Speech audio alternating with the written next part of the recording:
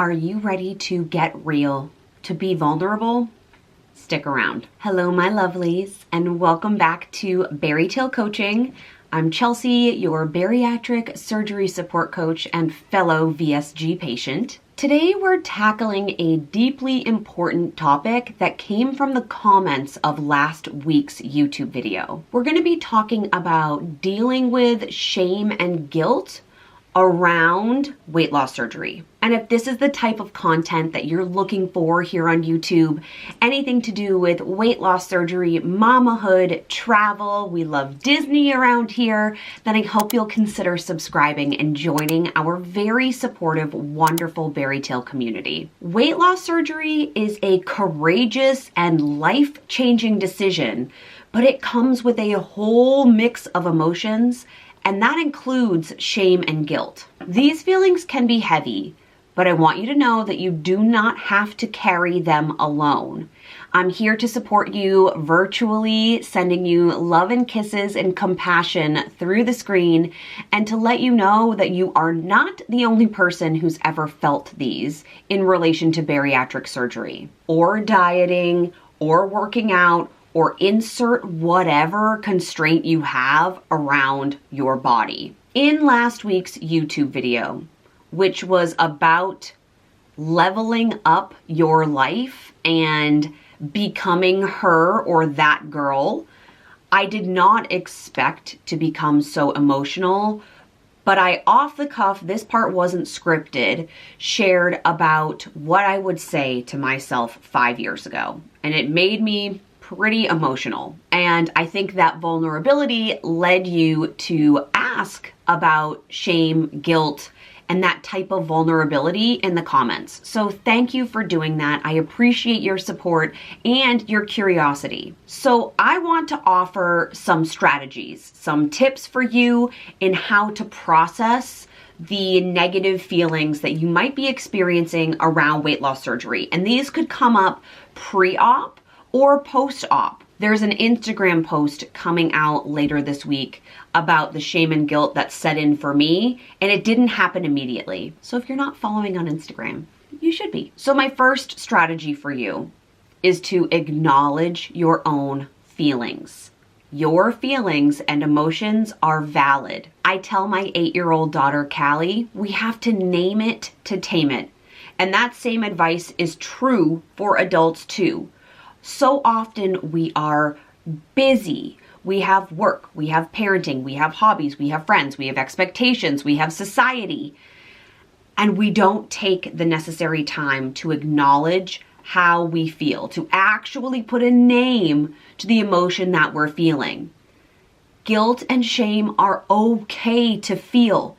Just because they're negative and they're uncomfortable in our bodies doesn't mean that they're not okay to feel. They are valid emotions. Let's normalize the fact that these negative emotions can come with bariatric surgery, and that's okay. It's important to understand, to differentiate that these emotions do not define who you are as a person. Recognizing them, naming them is the first step toward healing. If you're a little woo-woo like me, you could sit with these feelings when you're having them and they're uncomfortable in your body, and you could do some breath work. You could also meditate.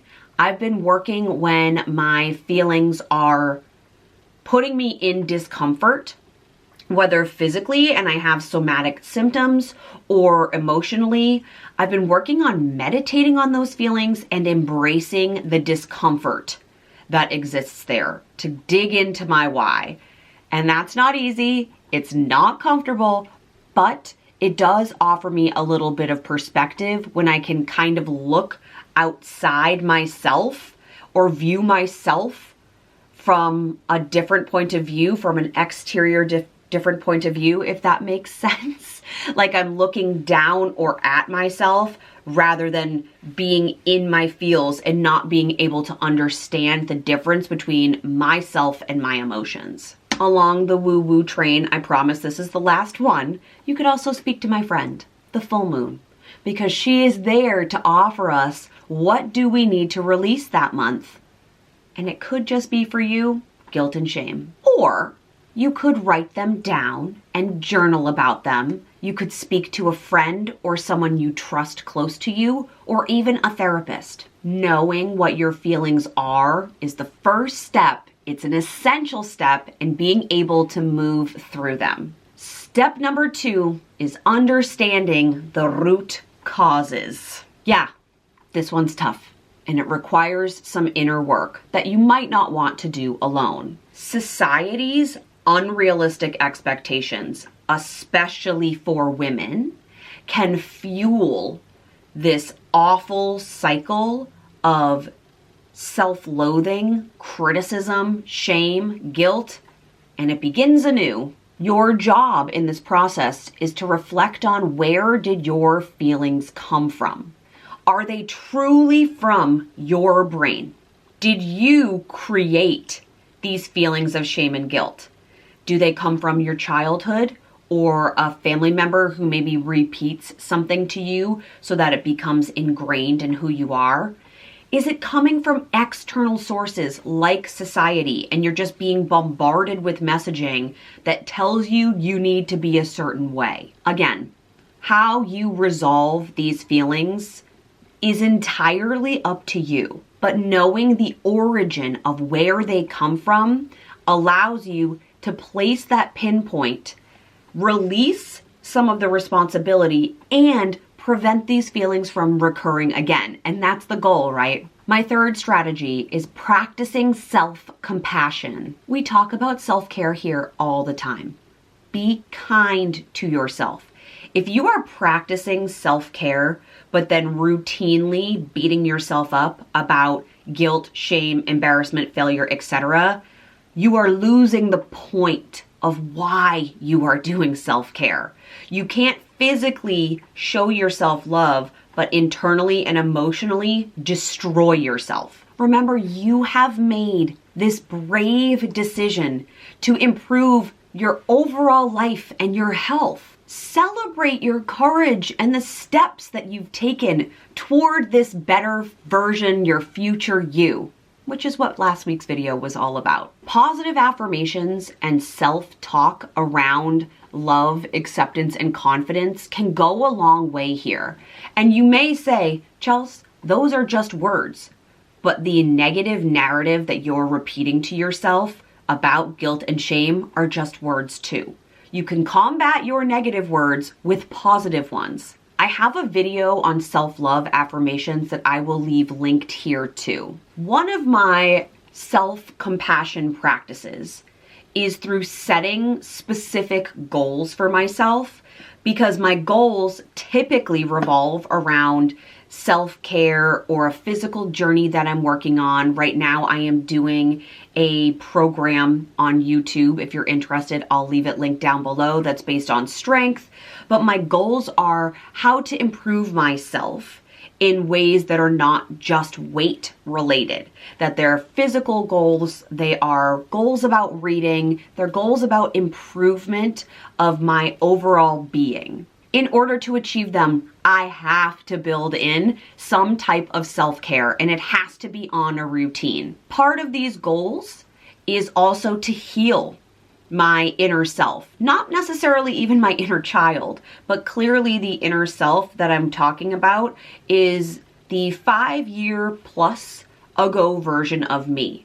So I'm practicing compassion by releasing the guilt and shame that I felt then and allowing myself to take better care of me now. What does self-compassion look like or mean to you? I would love to know in the comments. And if you're a goal-oriented type A Aries perfectionist, former working on it, recovering perfectionist like me, and goals are really what gets your blood going, then I highly recommend using self-compassion as a goal. And if you're looking for a little more guidance on goal setting, I have a template, the one that I started with before I implemented something more digital. I still use it. FYI, I use this template every day.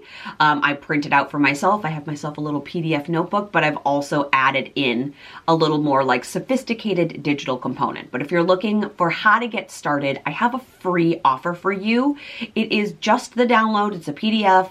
It's totally free. All you need is a name and an email address, and it's in the description box. My next tip is one that I've preached to you before, and it's about seeking support. And I'm not here to sell you anything. I don't have any coaching packages open right now. My digital course isn't being launched at the moment. So seeking support has nothing to do with me. You need people who understand what you're going through with bariatric surgery. It seems like such a small niche group. However, I think we are a much bigger club than people let on. So you need a support group, whether that's in person or virtually or in a community on Facebook that isn't toxic. You could talk to friends or family who are really empathetic people and understand your emotions. You need people to lighten your load. Don't go this alone. This could even be the community of the comments section here. When I tell you that the BariTale community is wildly supportive and helpful, I mean that. And if you go check it out for yourself, you will see that I'm telling you the truth. And my last tip is to focus on your achievements, particularly your non-scale victories. This means you have to be your own hype girl. Keep yourself a hype notes in the app. Make yourself a hype Google Doc. Make yourself a hype journal prompt, whatever it may be. You need a physical list, a digital list. I don't mean just in your brain. I mean written out, typed out somewhere for you to go back and look at what have I accomplished so far. Every step, no matter how small, is a victory and goes on that list. Every single step. All of your non-scale victories, every inch that you have lost, all of the hair you still have, the fact that you are able to regrow your nails, you have nice skin, you have all your teeth. These are non-scale victories. You take your vitamins every day. It's more comfortable for you to walk down the stairs, get on the floor to play with your kids, walk at work, go on vacation. You came off medication. What are your achievements because of weight loss surgery? And if your only achievement is so far in your pre-op stage that you're envisioning your 5-year future, sister, you are scripting, you are future casting a better life for yourself and therefore your family. That counts in a very big way. And every time that you hit perhaps one of your new goals, you need to add it to this list, okay? And I want you to include things on this list, your hype list, that are not weight loss surgery related. Like one of my biggest achievements is giving birth, okay? Yeah, millions of women do it. Does it make it hurt less? Does it mean that my experience was less because other people have done it? Absolutely not. I felt like a warrior, rock star, baddie goddess after my child came out of my body. I could do anything. And from that point on, even though it's been 8.5 years, things that used to scare me, this is so silly, but like really big spiders that used to scare me, in my brain, I'm like, sir, I gave birth, okay? I breastfed for a year. Your furry little legs don't scare me. I will squish you or escort you out of the house. Thank you. If you're thinking, Chelsea, I don't really have any goals that I've hit, or I haven't thought about this in a goal-oriented way, check out the freebie in the description box. I think you'll like what it provides for you. Remember, my beautiful friend, you are not in this alone. Shame and guilt are just feelings. And with some strategies and time and practice, you can overcome them. And that gets to go on your hype list too. That's a big one. If this video resonated with you, will you give it a like? Maybe consider subscribing, leave a comment, and engage with our amazing community. There are others here in the comments who may need encouragement that only you could give them. So check it out down there. It's pretty nice. And if you want to stay updated on every single video I post with supportive content just like this, hit that little bell. I will be back next week, my friends, with content for you because I love you, and I hope you have an amazing week. I love you. Bye.